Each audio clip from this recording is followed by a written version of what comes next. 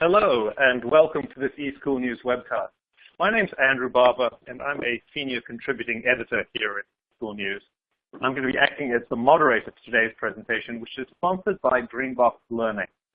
And today, we're going to discuss innovative approaches to teacher professional development that can help district administrators improve elementary student achievement in math, and also empower teachers to use data to drive their own professional development. Now, before I hand things over to our speakers for today, let me just take a few moments to highlight a couple of items about the console that you are looking at today. First, the event will be recorded. In a couple of days, we're going to be sending out an email to everyone who is attending the webinar today that will contain a link to the recorded event, and you'll also be able to download a PDF of the slides from that same email. And second, please ask questions.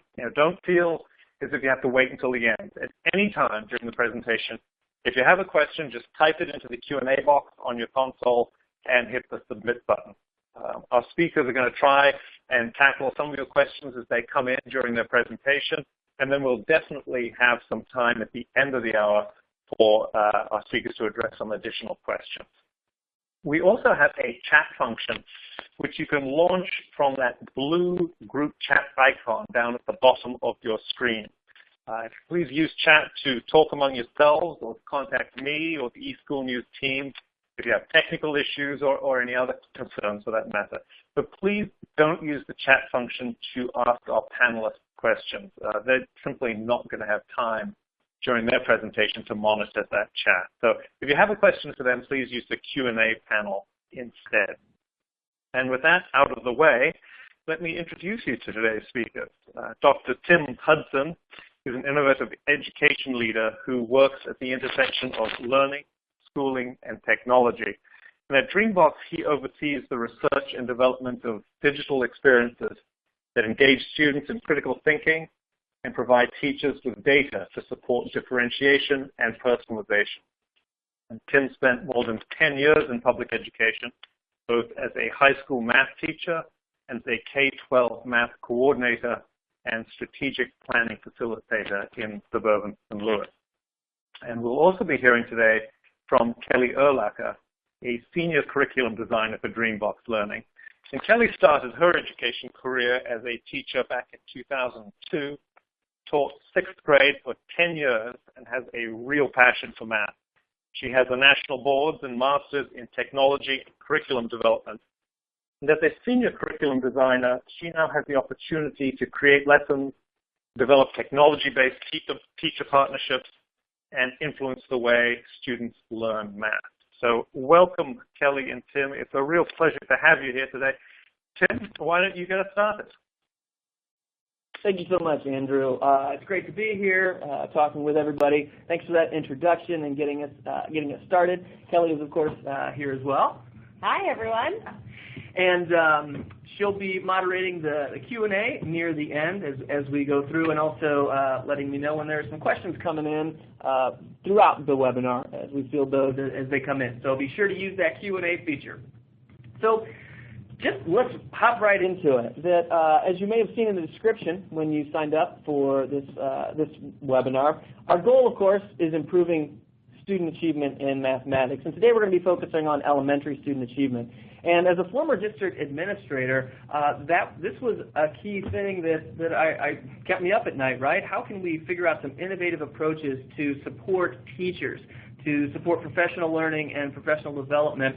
And today we're going to talk a lot about specifically deepening teachers' understanding of mathematics. Sometimes this is called mathematical knowledge for teaching, but really making sure that we're supporting our professional educators with the kinds of content knowledge that they need.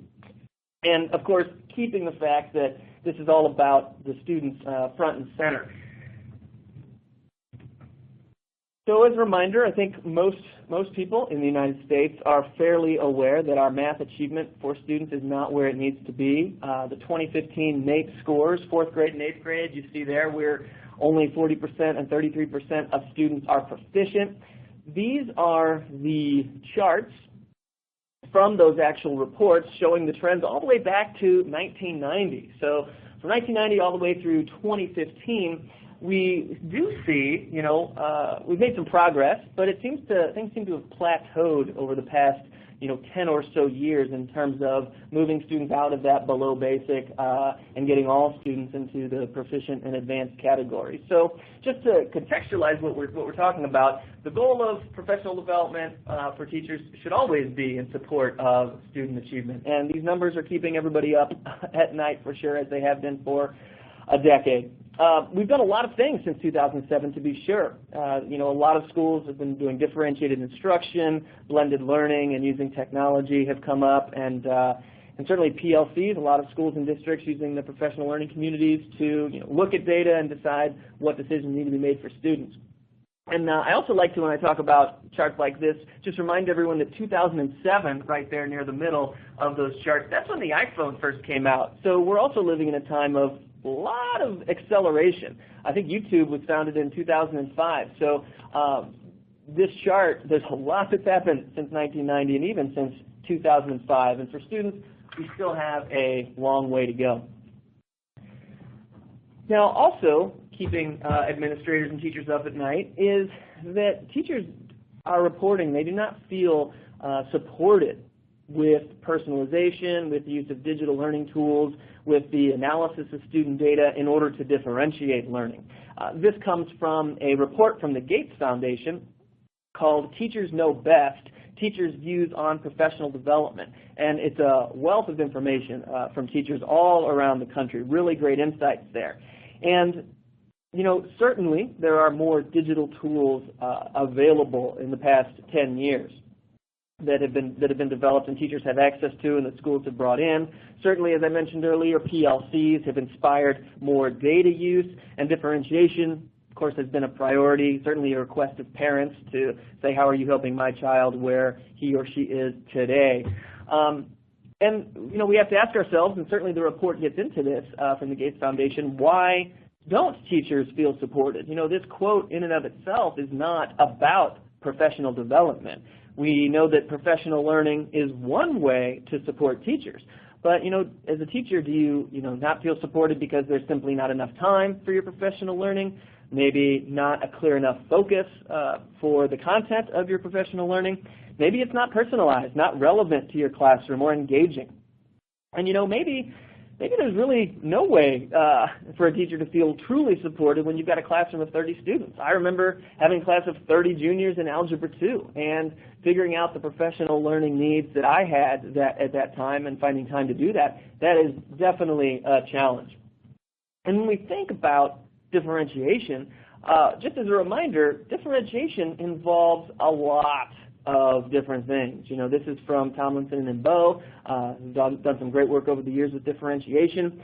They have all of these key elements, and I'm going to distill these down on a different slide here, things that we know. Learners, there's extreme variation all over the place.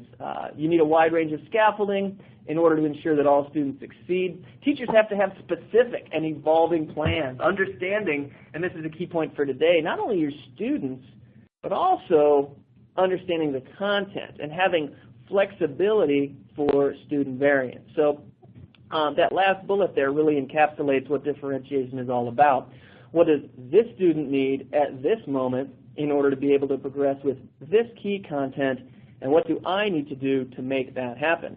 And, as we think about professional learning for teachers, where we'll spend most of our time today, we're kind of asking the question, what does this teacher need at this moment to help this student progress with this key content? So it's the same sort of thing. We want teachers to have relevant differentiation in order to improve student achievement. So differentiation is hard. It is time-consuming. And maybe teachers don't have enough ideas or tools for scaffolding. We need to give them resources and equipment.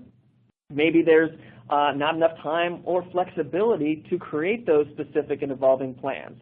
Maybe there's not even enough data to know how to scaffold for a student. And then certainly, maybe teachers don't fully understand and feel comfortable with the math content that they're helping students with.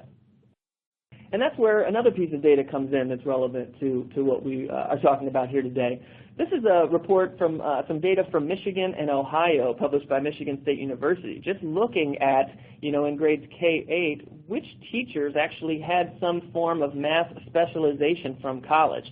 It's pretty well understood that most elementary teachers spend more of their college and pre-service coursework dealing with literacy and reading and less about math. And these numbers are pretty low in terms of what percentage of K-6 teachers really feel confident based on the pre-service math specialization training that they receive.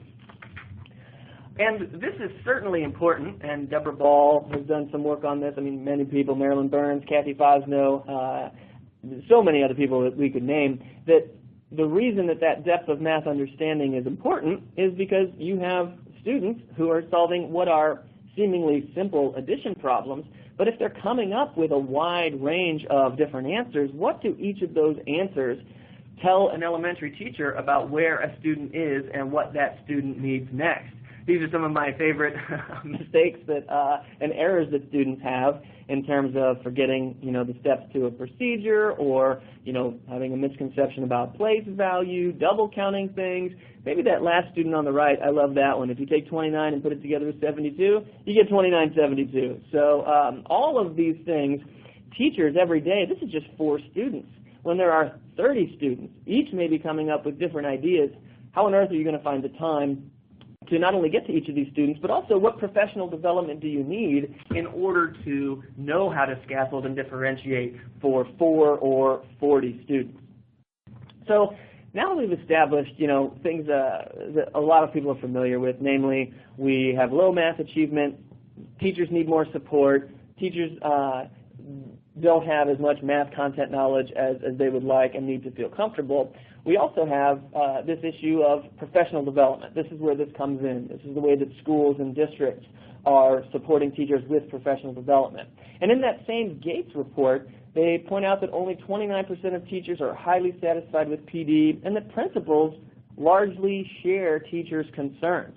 And this especially from Learning Forward, pointing out the amount of money that we spend supporting teachers in professional development. We can definitely do better than to spend all these funds and still have fewer than 1 in 3 teachers feel like this PD was great for me, and principals feeling like this is what my teachers needed.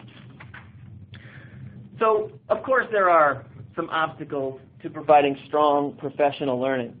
And time, scheduling, availability, contractual restrictions, these were things that administrators deal with.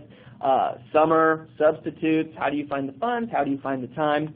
I know that for me, as the math coordinator, every year we sort of had different cycles about which content area got more of the staff development and professional learning funding because, well, we just had a major science textbook adoption, so this year we're going to have more, substitute release days for the science teachers so that they can get familiar with this first year of implementation, making sure we're doing it with fidelity. And that meant that I had to adjust our math plans and as an example. Certainly the relevance of content. How do we empower teachers with professional development choices? I've got a vignette here that I'd like to read from a teacher who described their professional development. It says, at the start of every school year, we gathered in the multi-purpose room for professional development. Inevitably, the whole school was tasked with a common learning objective designated by the district. Everyone in the room got the same information, delivered the same way, regardless of the students we taught or our educator experience. The majority of educators attending were disengaged through the whole session, including me. We were thinking, I could be getting my room ready for students. This is a waste of time. And I think all of us as teachers have been there to some degree. We have a lot of time pressures, and what we feel is most important might not always align with what our principal or administrators or lead teachers think is important. And this is really a challenge that we have to tackle as educators, making sure that teachers have agency and voice in what they're learning so that no one feels that time is being wasted.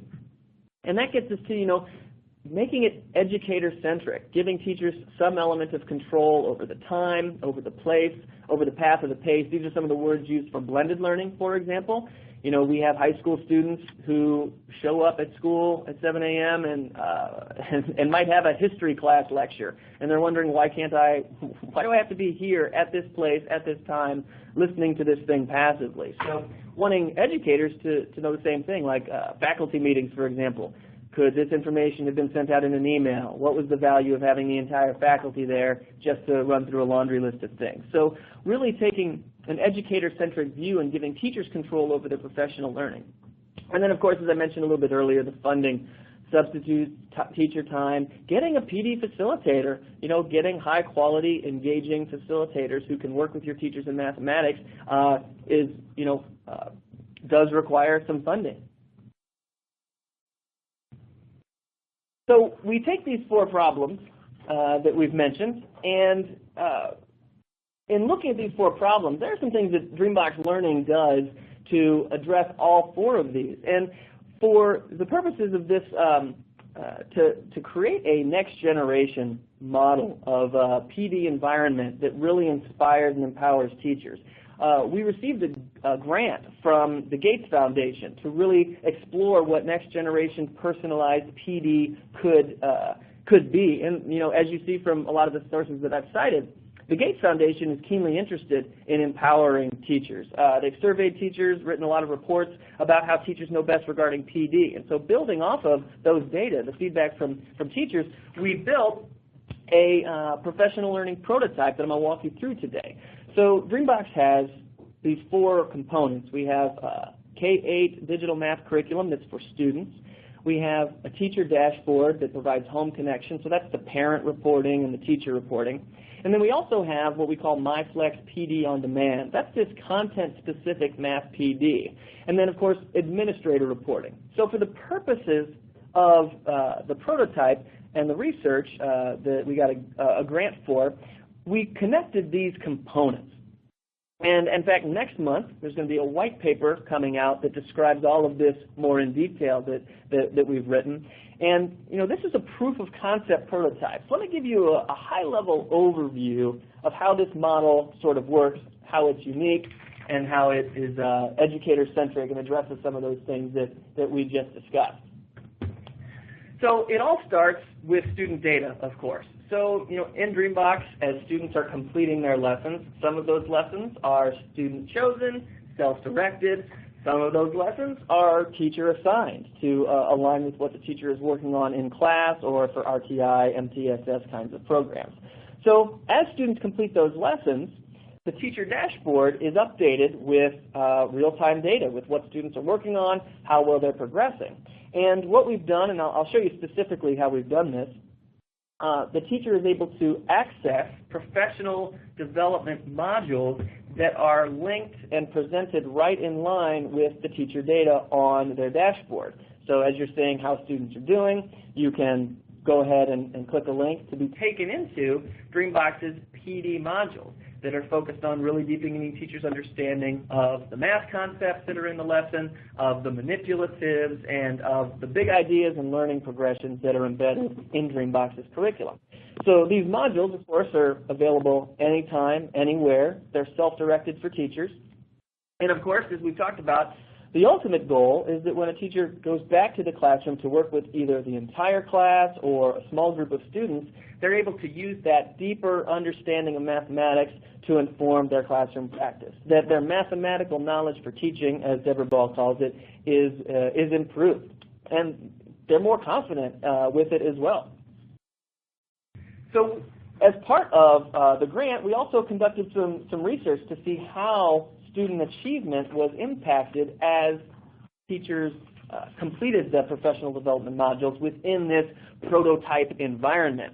And our initial analysis focused on grades 3 to 5. Those are the tested grades. That's the time when math gets a bit more rigorous, as some might say.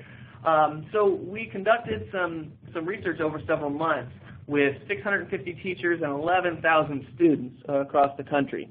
And our analysis really suggested that students did demonstrate improved growth in math when they had teachers who were accessing the professional development more. And one chart, and I'll share a few more towards the end, but just looking at the improved and increased growth on grade level, when students had teachers who completed 3 or more professional development on-demand modules, at every grade level there was a significant increase in growth when compared to students whose teachers did not use any of the PD modules. So the initial results are pretty exciting. And we got a great feedback from administrators as we were engaging in this prototype and building this pilot, that one numeracy coordinator pointed out, these PD modules are important for teachers because it's a safe environment to access information that for math concepts you might be unfamiliar with. That this safe environment is really a key component to the model.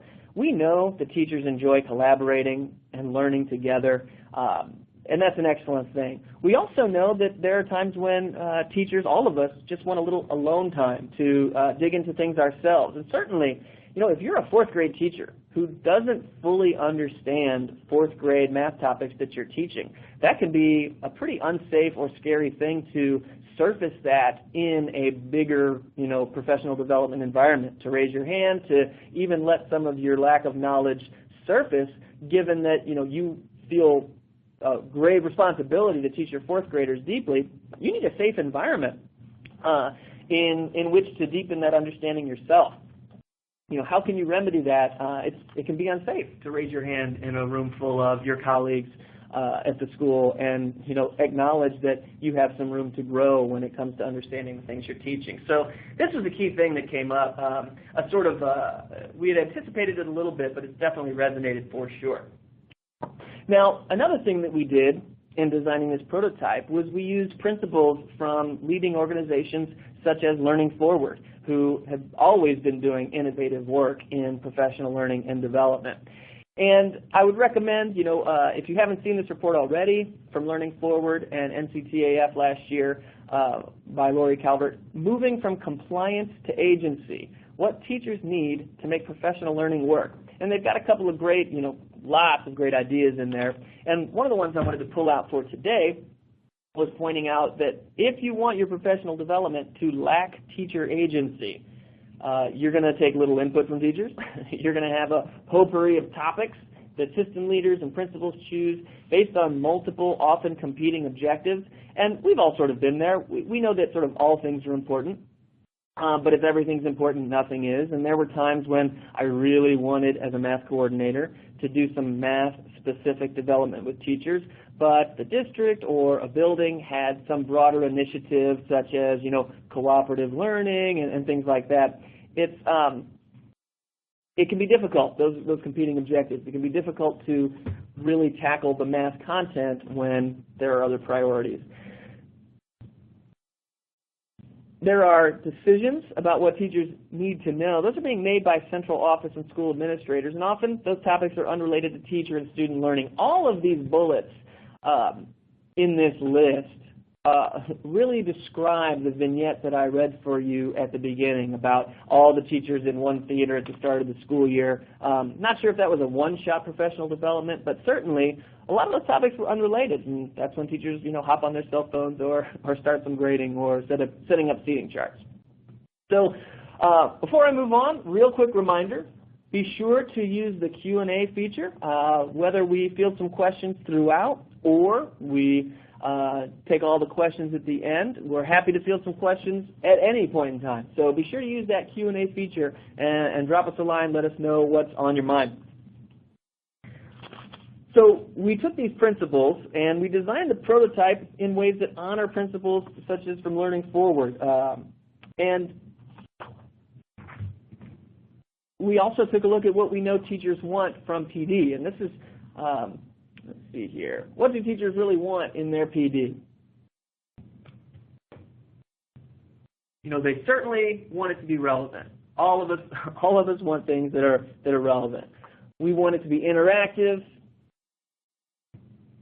delivered by someone who understands their experience and situation, sustained over time, not the one shot, and really that treats teachers as professionals that they are. And this is not too much to ask. And we want a delivery method that's going to make sense, that schedules are tough, time is tight. How can I access the professional development in a way that doesn't throw my schedule off? Here's another vignette that sort of speaks to what teachers want in their PD. As a second-year special educator, I realized that I was woefully unprepared to support my students who were learning well below grade level. Fortunately, my district provided multiple opportunities for me to choose to engage in learning on multiple topics I began my journey to an in-depth study of mathematics that lasted for 2 years. And that's the sort of thing that we want, teachers who recognize I need a certain professional development topic, and I'm supported over the course of 2 years in this instance to improve my knowledge in that area. So here are the principles that Learning Forward and Calvert put forth as these are the things that support teacher agency. Teachers are picking the learning objectives. That's one way to know that it's relevant, that it's based on data, not just data reports, but also those observations that teachers have. You know, I've seen this in my class, I've seen my students do this, I need to learn more about this. It's focused on teachers and students' continuous growth, that it's really not about evaluation, it's about growth of teachers and students, and that those topics address specific classroom challenges, that they're not in theory sorts of things. They're very much in the moment, very practical. And similar to the first bullet, teachers need to decide what they need to learn. That's what agency is all about. That's self-direction.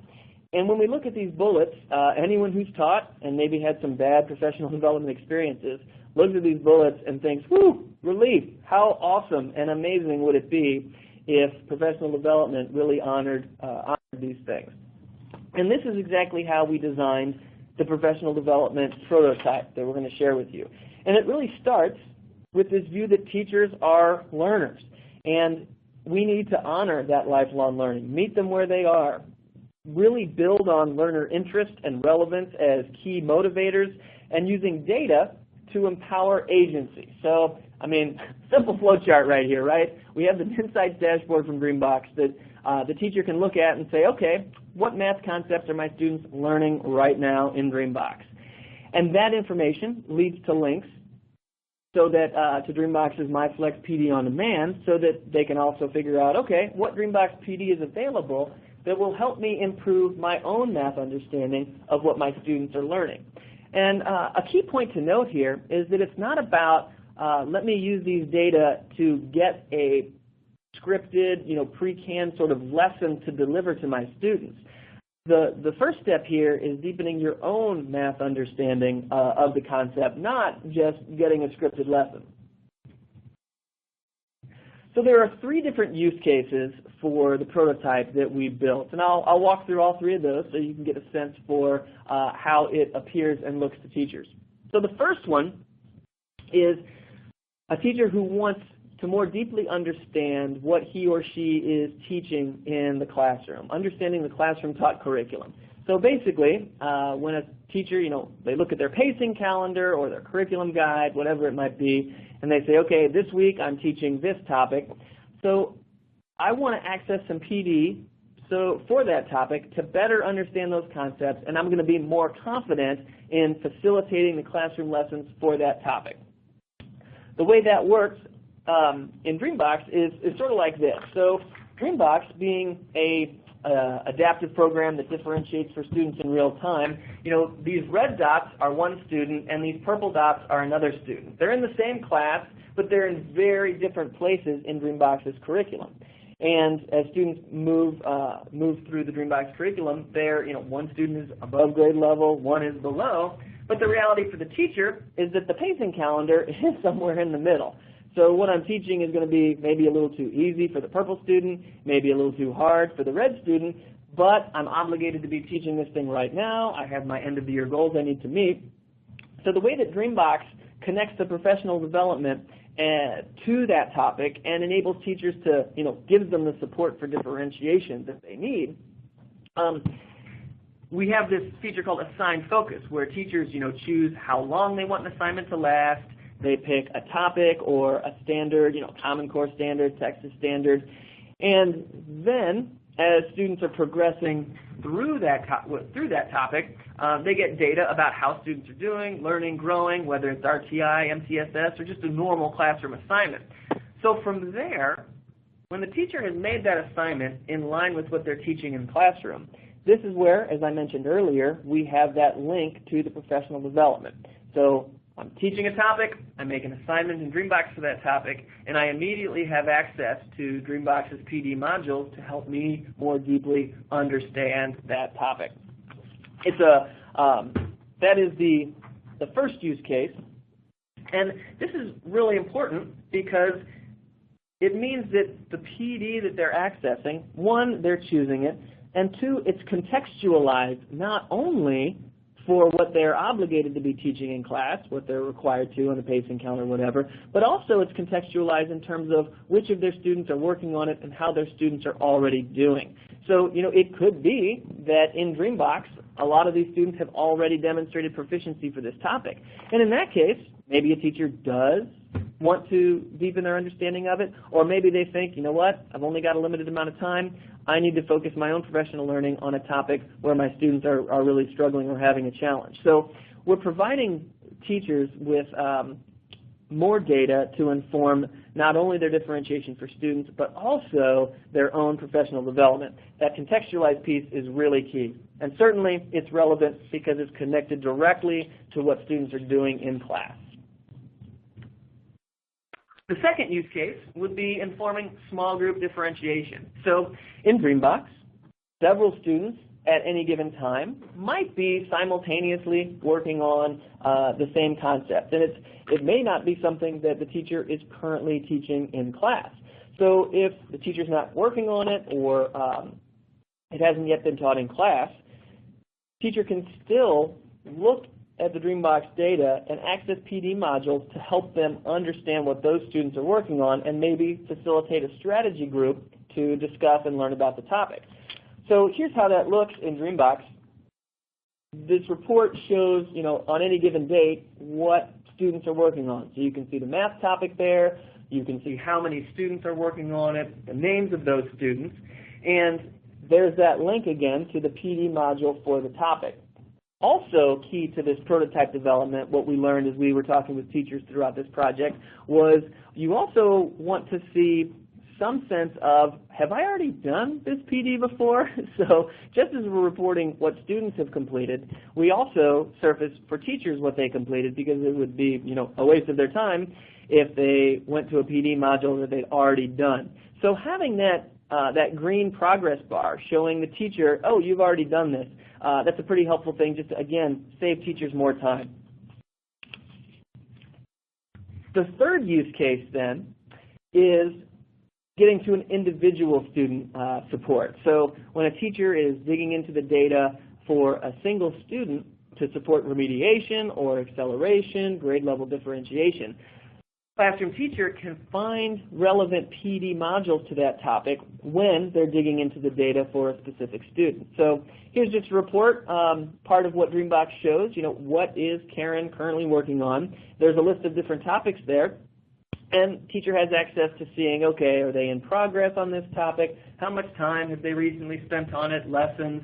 And this is where, then again, I can immediately access links to Dreambox's professional development modules that are going to help me help this student. This is a particularly powerful tool if you have a student in your class who's below grade level, because most fourth grade teachers, unless they've recently taught third grade, need a bit of a refresher on what third or even second grade topics a student might need support with. So this individual student support piece is key. Dreambox also will flag students, as you see there in the bottom with the orange, if a student may need attention. So calling to attention which topics a teacher might even want to direct their PD time to more because the student is struggling with a particular concept. So those are the three use cases for the prototype environment. And next I want to talk about the PD content itself. What does it look like when a teacher enters one of Dreambox's PD modules, and how is that relevant to deepening their own understanding of math? So as a reminder, drop some questions in if you have any along the way. So this flow chart, which I shared earlier, what I'm going to talk about next is just this piece up here in the upper right-hand corner, where we talk about, okay, when a teacher leaves the Dreambox dashboard and goes into the professional development modules to do this, anytime, anywhere access, what does that look like? And the content here is pretty important.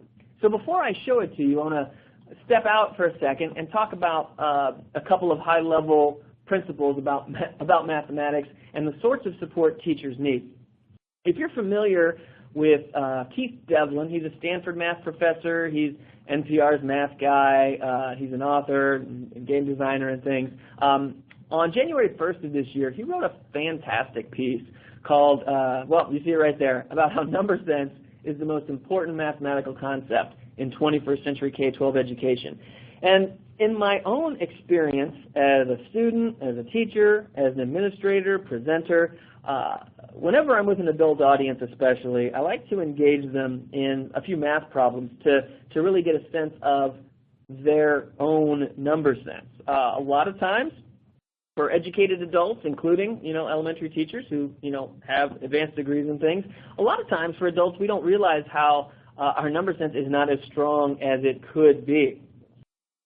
So if we want to improve teachers' number sense and flexibility with numbers, which is a key part of the elementary math curriculum, what should the PD content look like? Now, one thing it should not look like, here's how not to develop number sense. This is a paper from Michael Fullan and Caitlin Donnelly from a few years back called Alive in the Swamp, Assessing Digital Innovations in Education. I can't recommend it highly enough. You're here on this webinar today. You are presumably a bit tech savvy, maybe have some tech initiatives in your school, district, in your situation. Highly recommend you check out this report, because one of the things that they point out is that too often digital content for students is just video lectures followed by multiple choice questions. And we can't just use that kind of content to help elementary math teachers more deeply understand math. For one thing, if you ask any teacher, especially elementary teachers, how they feel about math and when they decided that they were good at math or not good at math or what didn't engage them about math, a lot of times they'll tell you it was just every day, it was lecture practice, lecture practice. So we don't want to just mimic the experience that teachers had as a student. It really puts them in a position of, a passive position of receiving information rather than in a position of sort of owning the math. And if a teacher doesn't understand the math concepts, pausing and rewinding a video explanation is about as helpful as a PD facilitator talking slower and louder. We need to, and teachers deserve, to have the most innovative professional learning experiences. We need new practices and new ways to engage teachers than the things that have not been effective for them as students. So, one of the pop quizzes I often give adult audiences is, I ask, what is 3,998 plus 4,247? I ask people to do it mentally, no pencils, no calculators. And sometimes adults think that these numbers aren't even lined up correctly. They say, whoa, that's horizontal math. I can only do vertical math. Can you line them up for me? Other times, people say, okay, let's see, 8 and 7. There's a 5 in the ones place, and they know they've got a long road ahead to do all of the rest of the addition by place value. Whereas usually 5 to 10% of adults in the audience see that, whoa, 3,998 is really close to 4,000. So how about if I just take 2 from 4247 and add those to 3998? So now I've got a different problem. I've got 4,000 plus 4,245. Well, shoot, that's really, really easy. This is one way, depending on how you would have solved that problem, that's a good way to know how comfortable you are with numbers and number sense. And maybe you only learned one way to add.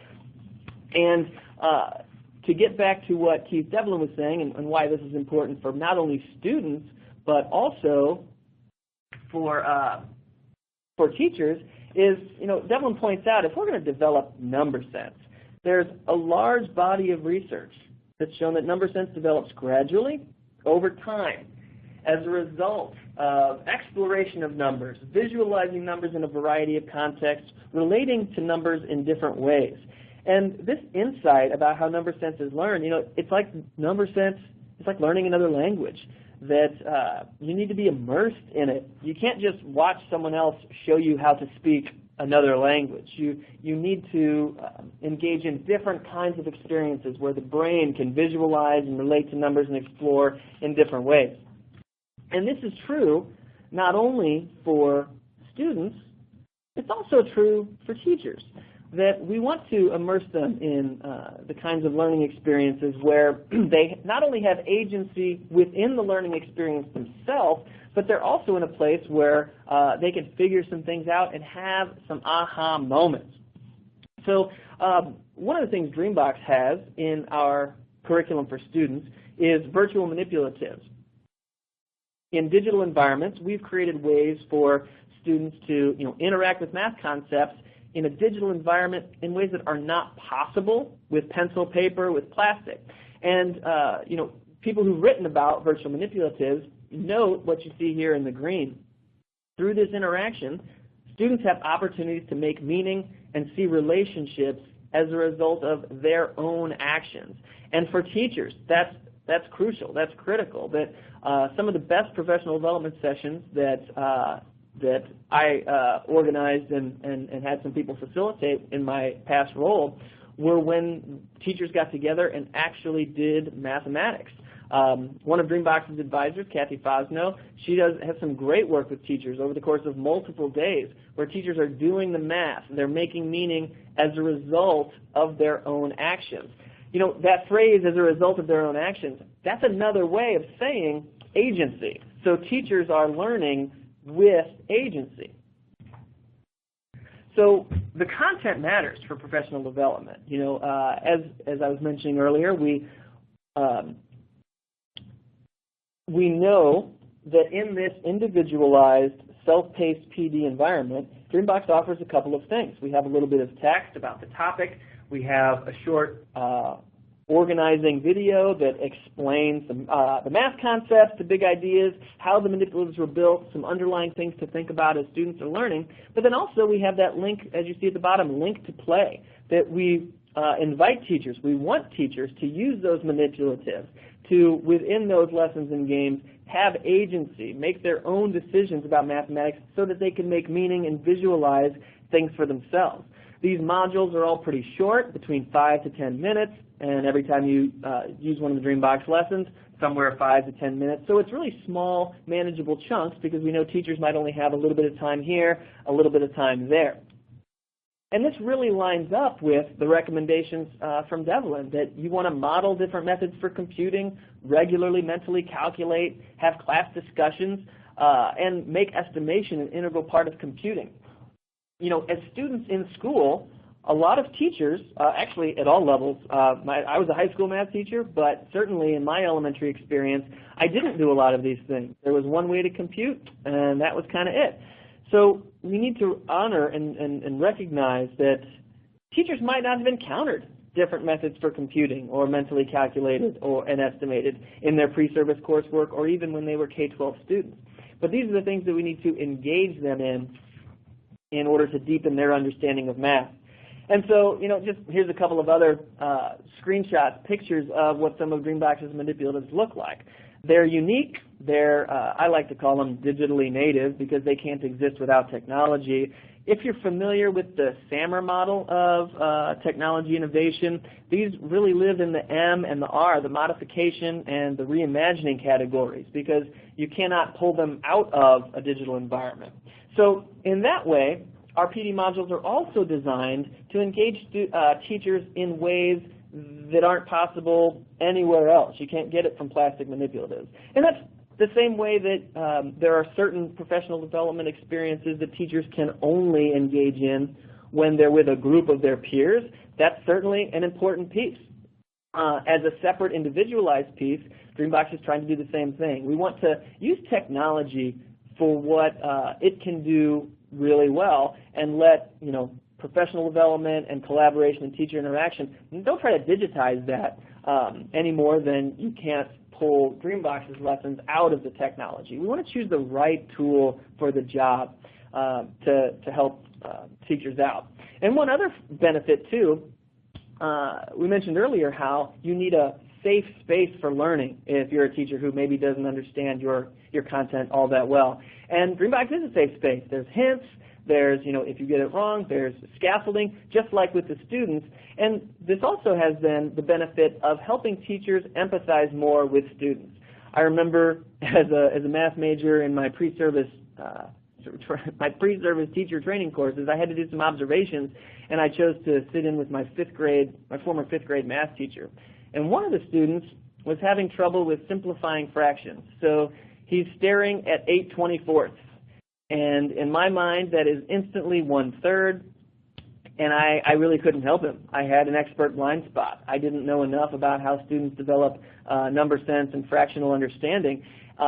So for teachers who are using the Dreambox lessons to more deeply understand the concept, they're able to empathize better with teachers too and have some ahas for themselves.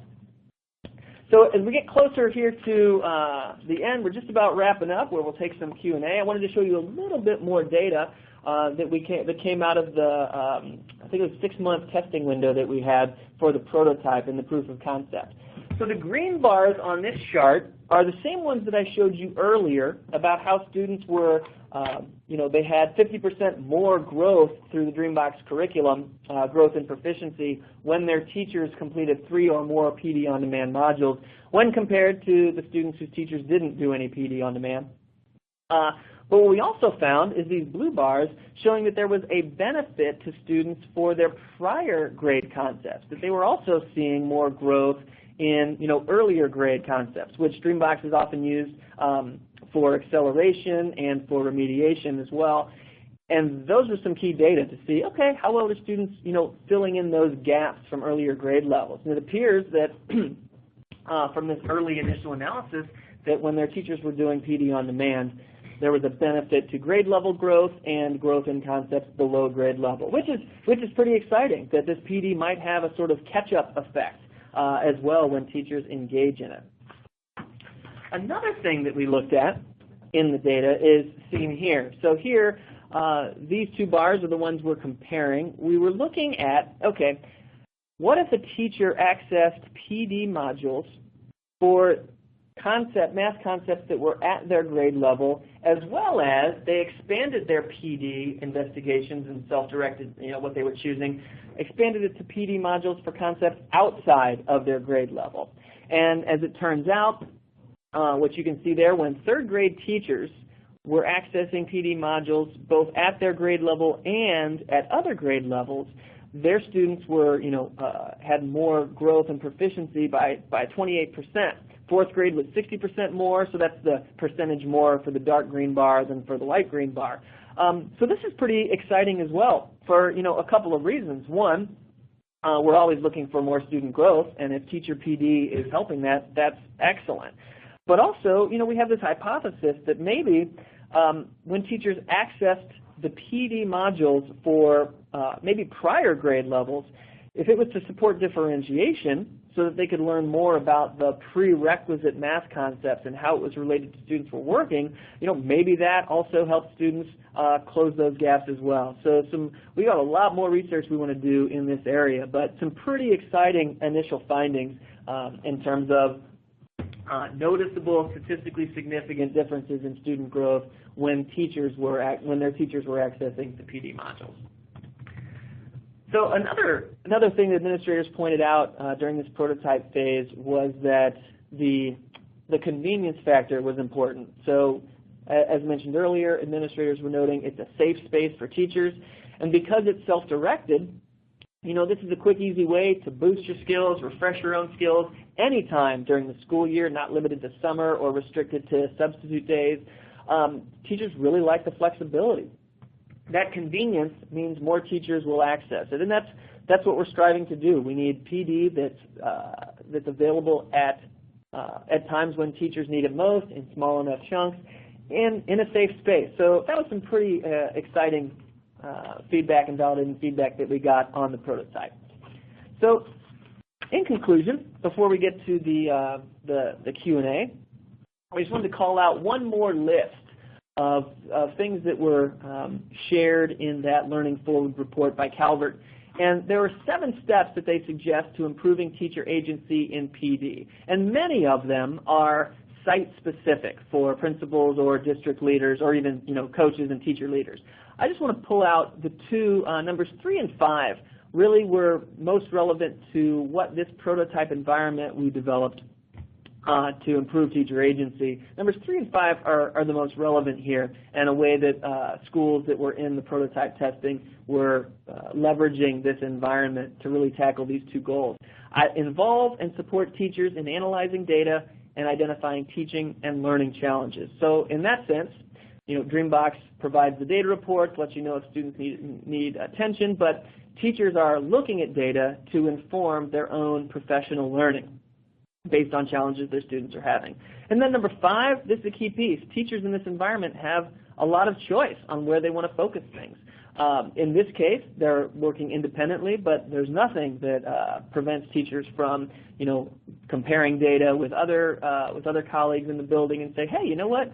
All of our students seem to be having trouble with a specific topic. Let's say you and I figure out a time to dig into the Dreambox professional development modules and have some conversations about that. But the idea that teachers are going to decide where and when they focus their learning is a really key step. And it's been pretty exciting to develop this sort of next generation prototype that can address these challenges of student achievement, of relevance for teachers, and certainly of agency for teachers, which is what it's all about, that they own the learning and improve student achievement with it. So we've got about 10 minutes left now, and we've gotten to the Q&A part. So thanks for listening, and I hope you got some new information. And Kelly, let's talk about the questions. All right. Thank you so much, Tim. That was a lot of information, and I think we've all left here with some more ideas about professional learning and development for our educators. I think that one of the hardest obstacles for administrators in PD is trying to figure out that data to say that PD is really supporting students and student growth. And one of the takeaways that you were even just showing was that that Dreambox collected data to say that, look, the teachers looking through this professional development is really impacting student growth. And is there any other obstacles that you would say that professional development would enhance for other teachers? So we see the student growth as a huge plus with professional development, but what else do you see as kind of other byproducts of going through professional development and professional learning for teachers? Oh, that's excellent. Yeah, certainly the student achievement, I did really talk about that quite a bit. That's everything else that are additional benefits to teachers. There's some necessary things like I mentioned briefly, teacher confidence. There's if I were a building administrator and I was following up on how teachers were using this professional development environment or any other thing that we're doing, I'd want to know, at the end of it, have a few interviews with teachers, maybe a survey, whatever, and say, do you step into your classroom more confident about the content that you're teaching and the strategies that you're using because of the professional development? So I think teacher confidence is an important one. Certainly, student enjoyment of mathematics, I think, would be a key one too. That doesn't always show up in the achievement data necessarily, but you would want if I were an elementary math teacher who didn't feel confident with the content. There's been some research about how that might unintentionally, subconsciously, filter down to my students and maybe change their self-image of themselves as a mathematician. So I, as a teacher, would want to take some steps to figure out and make sure that by the end of the year, my students are actually more excited and more enjoying math as a result of being in my class than not. So I'd throw teacher confidence and student enjoyment in there. Oh, absolutely. How about you? What would you add? Well, I used to joke all the time with my parents and my students that I would infect them with the love of math by the end of the year because I loved it so much. And I wish I could say the same thing for science, but it wasn't my passion as much. But also because of my comfort and confidence in it. So I'm glad that you pulled those two pieces out. Will earlier asked a question about exploring the content only from Dreambox's point of view versus mathematically what could be sound strategies. And I feel like you already had an opportunity to touch on it, and even with Devlin's ideas of modeling different methodology. But I wanted to see if you had anything else you wanted to say in response to his question, because he's the only one that wrote in. So we got to highlight him. Sure. And he asks, if differentiation includes reteaching in a different way, how do the Dreambox modules prepare teachers if they're explaining only the Dreambox approach? Or does that PD also include reteaching ideas that's not found only in Dreambox? Oh, that's excellent. So the broader question there is sort of going back to, you know what, I can control these slides. Let me go back here to the differentiation slide. Okay. So in looking at this, it sounds like the question is coming from maybe this fourth bullet down. Teachers have to make specific and continually evolving plans to connect each learner with key content. And then the next one after that, teachers are required to understand the nature of each of their students in addition to the nature of the content they teach. So I think, Will, for this prototype environment that we designed, because it was just a proof of concept, we worked with the resources that we already had and that were, they were already in the Dreambox program. We have talked about, how do we connect teachers with other resources outside of Dreambox that could also help along these lines, and we weren't able to explore that further with the grant funding for the prototype. But this is sort of a key challenge, that there are ways for teachers to understand things and ways to help teachers connect students with that understanding as well. So there's a wealth of resources out there, and I guess just for this particular project, we had to focus on the content that we had already built. The nice thing is, as I mentioned before, is that the ways that Dreambox has built lessons for students to engage with the content, those are going to be, in a lot of ways, new and novel to teachers. And we have some free teacher tools on our website, and the PD modules link to some of those. And certainly the PD modules also have some references to external books and sources for teachers who want to follow up on their own and figure some things out. But that's, in our opinion, you can never have too many resources from which to choose. And we just want to make sure we're recommending relevant things to teachers right at the moment when they need it. Absolutely. And in fact, while we've been chatting, a couple other people asked some questions. So, hey, I know. Royman was asking, after saying, of course, that this sounds like an amazing resource, but they're looking for ways to increase math comprehension and retention at their school, and this might just fit their needs. However, it comes down to budget. How much, or how do we find out how much this would cost? Oh, Dreambox? Yep. Oh, yeah. And Dreambox PD, probably. And the Dreambox PD.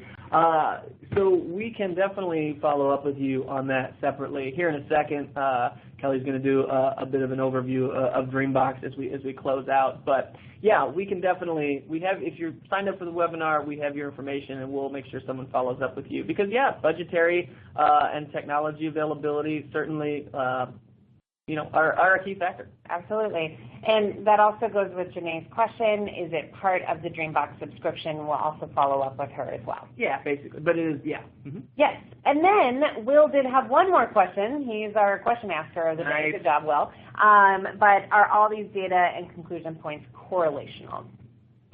Yes. For this initial study, we did not have, that's an excellent question, Will, we did not have specific control groups. We had some control-esque kinds of things, but it was largely quasi-experimental. And in the white paper that's coming out next month, there's a pretty extensive technical appendix that runs through all of the details of that research study. And also, for those of you on the line, I'll just do a plug. I had written a white paper last year, I think, about how to evaluate research studies in education. That's one of the key questions. One of the very first questions, Will, is you need to. So, is it right there? Oh, Dreambox resources in the links for the additional resources for the webinar. But great question, Will. And yeah, for this initial analysis of the prototype environment, it's a correlational, yes. And we only have just another minute, so I do want to say thank you so much to Dr. Tim Hudson for the super insightful webinar. I know everyone is taking away a lot from here, and hopefully they can implement it into their class and buildings. I do want to talk a little bit about our sponsor, which is Dreambox Learning. And I'm pushing to the audience, but I'm not able to see it. But Dreambox is really built on three major pillars. One, our student experience, which is the adaptive, rigorous, and motivating environments. We're making sure that students have math learning that is right at their level at the right time. and a motivating environment in which students can persist, progress, and achieve success through this adaptive learning experience. And then, of course, no student would be successful without their teacher, because we're also educator-focused. Dreambox enables teachers to prepare students for success while providing unique insights to help teachers understand how learners are thinking and responding to the math concepts. All right, we're running out of time, so I'm just kind of going to scoot through just a little bit more, but I really want to go to this slide, which is our efficacy slide, and talking about our third-party research that was recently published in 2016 from the Center of Education Policy Research at Harvard University that suggests that Dreambox increases math student outcomes. It suggests students using Dreambox Learning Math for 14 hours can increase achievement on the NWEA math assessments by nearly 4 percentile points. If that's not enough, definitely go to our site, because you can easily download the entire study. Thank you so much again to Dr. Tim Hudson for giving us a lot of great information today. Thank you so much. All right, well, thank you, Tim and Kelly. I'm sorry, Kelly, that we ran out of time, but we have definitely hit a hard stop at this point. So as we wrap up, I too would like to thank Dr. Tim Hudson and Kelly Erlacher for those excellent presentations, and also to thank Dreambox Learning for its support. But one final reminder before we all go our separate ways, we will be sending out an email to all attendees when the recording of the webinar is ready. So thank you all, and this concludes today's webcast. Goodbye.